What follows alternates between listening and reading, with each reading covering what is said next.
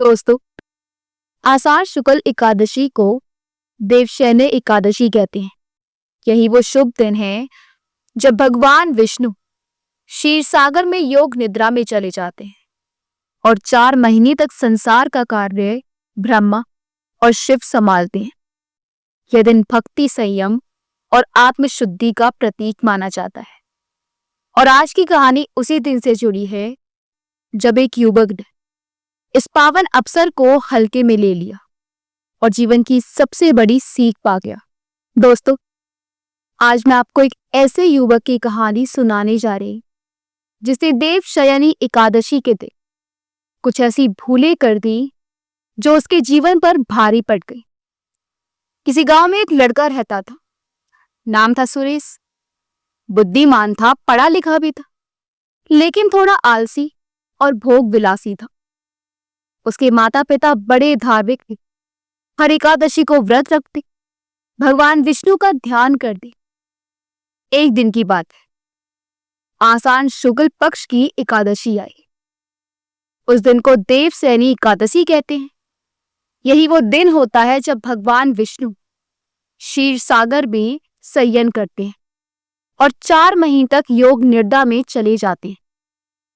सुरेश के पिताजी ने सुबह कहा, बेटा, आज बहुत पावन दिन है, जल्दी उठो, स्नान करो, व्रत रखो और भगवान का ध्यान करो।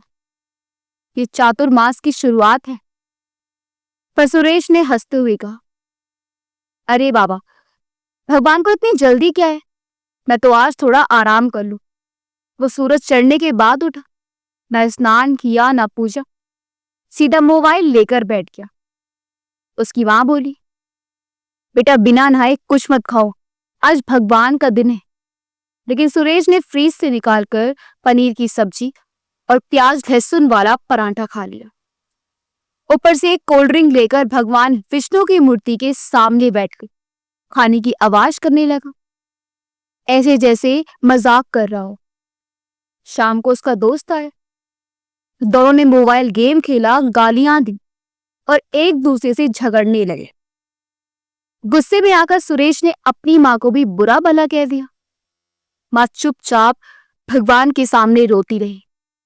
हे प्रभु, आपने तो आज मौन साधा है, पर मेरा बेटा तो सारी मर्यादा भूल गया है। रात होते ही सुरेश बिना किसी को बताए अपनी गर्लफ्रेंड से मिलने चला गया। उसे लगा आज सब ध्यान में है, कोई देखेगा नहीं, लेकिन ऊपर कोई सब देख रहा था। अगले दिन सुरेश ने अपने दोस्त के साथ मिलकर एक नया बिजनेस शुरू किया। उसे लगा अब किस्मत चमक जाएगी, लेकिन हुआ उल्टा। 3 दिन में ही दुकान में चोरी हो गई। पुलिस केस लग गया, सारा पैसा डूब गया। वो बहुत परेशान हो गया। उसी रात उसे एक सपना आया। एक दिव्य पुरुष, पीले वस्त्र, सौम्य चेहरा और शेषनाग की सैया पर लेटे हुए। उन्होंने आंखें खोली और बोले, सुरेश, देवशयनी एकादशी को तुमने मजाक समझा। जिस दिन मैं योग निद्रा में जाता हूं, उस दिन संयम और तप की शुरुआत होती है। तुमने भोग को चुना, अब उसका फल भुगतो। लेकिन अभी भी देर नहीं हुई है। अगर अब भी तुम मन से पछताओ, संयम रखो और अगले 4 महीने भक्ति में लगो, तो मैं तुम्हें एक और अवसर दूंगा। सपना टूटते ही सुरेश पसीने पसीना हो गया। उसे अपनी सारी गलतियां याद आने लगी। अगले दिन उसने भगवान के सामने सिर झुकाया, मां से माफी मांगी और खुद से वादा किया कि अब से वो नियम से व्रत करेगा, संयम रखेगा, किसी को दुख नहीं देगा। 4 महीने तक उसने ईमानदारी से नियमों का पालन किया। धीरे धीरे उसका जीवन बदलने लगा। उसे एक अच्छी नौकरी मिल गई, माँ बाप का आशीर्वाद वापस मिल गया और सबसे बड़ी बात, उसे फिर से भगवान की कृपा महसूस होने लगी। तो मित्रों, देवशयनी एकादशी सिर्फ व्रत का नहीं, आत्मसंयम और प्रभु स्मरण का दिन है। यदि आप भी चाहते हैं भगवान विष्णु की कृपा, तो इस दिन इन 5 कार्यों से बचें। 1. आलस्य और देर से उठना। 2.